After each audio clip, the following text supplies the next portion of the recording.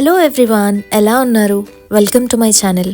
So మీరు thumbnail చూసారు కదా, ఈరోజు మనం ఒక డిఐవై చేయబోతున్నాము కాయిన్స్తో.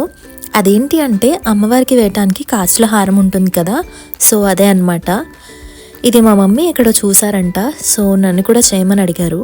యాక్చువల్లీ ఈ వీడియో నేను వరలక్ష్మి వ్రతం ముందే పోస్ట్ చేద్దాము అనుకున్నాను, బట్ కుదరలేదు.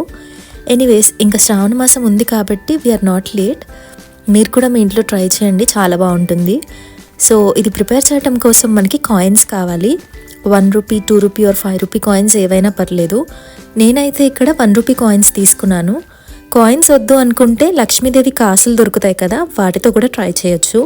సో నేను ఫస్ట్ హారం లెంత్ కోసం 16 1 రూపీ కాయిన్స్ తీసుకున్నాను. ఈ 16 1 రూపీ కాయిన్స్ని వర్టికల్గా 2 లైన్స్లో అరేంజ్ చేసుకుంటున్నాను. మా ఇంట్లో ఉండే అమ్మవారికి ఈ లెంత్ సరిపోతుంది. ఫోటో ఆర్ ఐడల్ హైట్ని బట్టి లెంత్ చూసుకొని కాయిన్స్ అడ్జస్ట్ చేసి పెట్టుకోవాలి.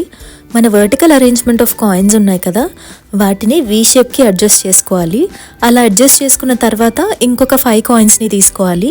ఈ 5 కాయిన్స్ పెండెంట్ కోసం, సో వీటిని కూడా ఒక ఫ్లవర్ షేప్ వచ్చేటట్టు అరేంజ్ చేసుకోవాలన్నమాట. ఆ తర్వాత ఒక బిగ్ సైజ్ ప్లాస్టర్ తీసుకొని దాన్ని ఈ కాయిన్స్ అన్నిటికీ స్టిక్ చేయాలి. వేసేటప్పుడు కాయిన్స్ పక్కకి జరిగిపోయే ఛాన్సెస్ ఉన్నాయి కాబట్టి కొంచెం చూసి వేసుకోవాలి. బిగ్ సైజ్ ప్లాస్టర్ యూస్ చేస్తున్నాం కాబట్టి ఎక్స్ట్రా ఉంటుంది కొంచెం.